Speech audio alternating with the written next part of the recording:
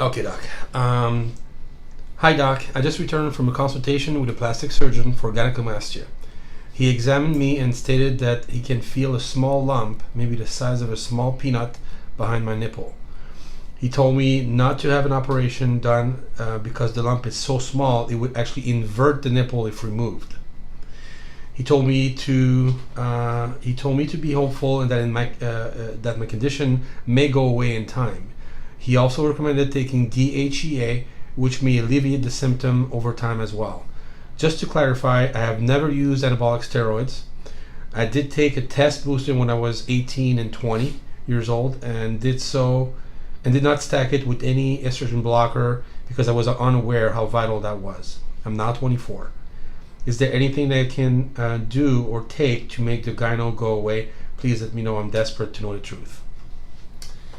Okay, first of all, gynecomastia is quite normal in a young male. They call puberty, it during puberty, when you have those big spikes in testosterone, which we were referring to earlier. Mm-hmm. Your body overreacts oftentimes and aromatizes the testosterone to estrogen. You can get, I think the vernacular was corkscrew, something like that. Anyway, the gynecomastia, these lumps underneath the breast. So just because you did a test booster doesn't necessarily mean you did it to yourself. It might have been just in your genes to begin with, but you might have contributed. I don't know, but better not to kick yourself. It's water under the bridge. As far as what I've experienced in practice is something that's a peanut size, palpating externally, is typically at least double that inside. Inside. A marble, I often say, is a golf ball. When we get inside and open you up and say, "Oh my God, look at all this tissue." As far as I'm surprised that this is a plastic surgeon. It might be and with no, I don't mean to be anything but professional, but maybe this plastic surgeon doesn't necessarily specialize in this area of the body because it doesn't make sense, or maybe there's a misinterpretation. You can cut it out, no matter how big or small it is, and there's skill involved in cutting out, and you do so. So I mean, yeah, if you scoop it out, you're going to have a divot there. Absolutely, but that's not the way you do it. Depending upon the technique you want to use, typically we'll go.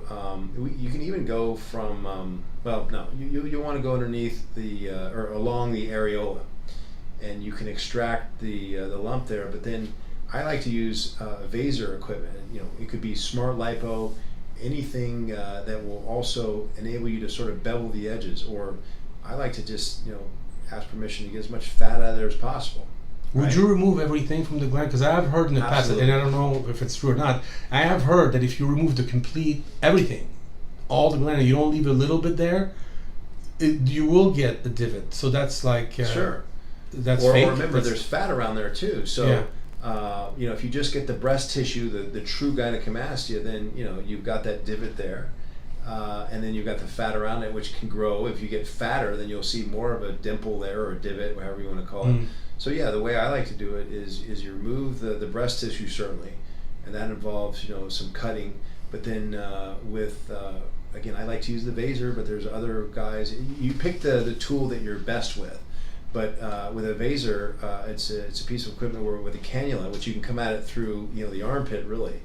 But you could also do it, obviously, once you've extracted the gynecomastia underneath the areola, you can come at it that way too. But then you extract all the fat and the other tissue that will go through a cannula, so that there's nothing left there but fascia, muscle underneath the fascia, and skin. So that there's no way of forming a divot. So that's why I say maybe this is not that particular surgeon's. You've done this before? Yeah, right over there. You do it now? Sure. Oh, I didn't know that. I learned from I learned from the best. Really, I give Alberto Hoyos his due. He's a doctor in Colombia who's known as the guy for. They call him HD lipos down there, where you've heard where they can actually I don't think it looks great if someone's not already done the work ahead of time, but you can get some stubborn fat in between, say, the ab muscles of the rectus abdominis. You can really chisel it out and make it look even better. Oh wow!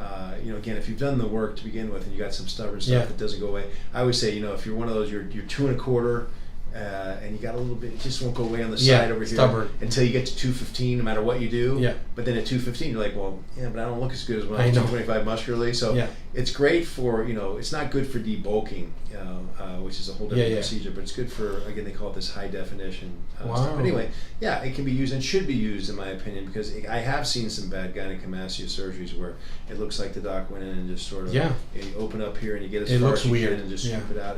But it can be done properly and well if it's annoying. The other thing is it typically doesn't turn into breast cancer. So although men can get breast cancer, but it's not necessarily linked with breast cancer to have gynecomastia. So unless it's unsightly, so it's a cosmetic issue or painful, it can be left there without a problem. Wow, I didn't know you were doing that. That's awesome. Very cool. Thanks, Doc.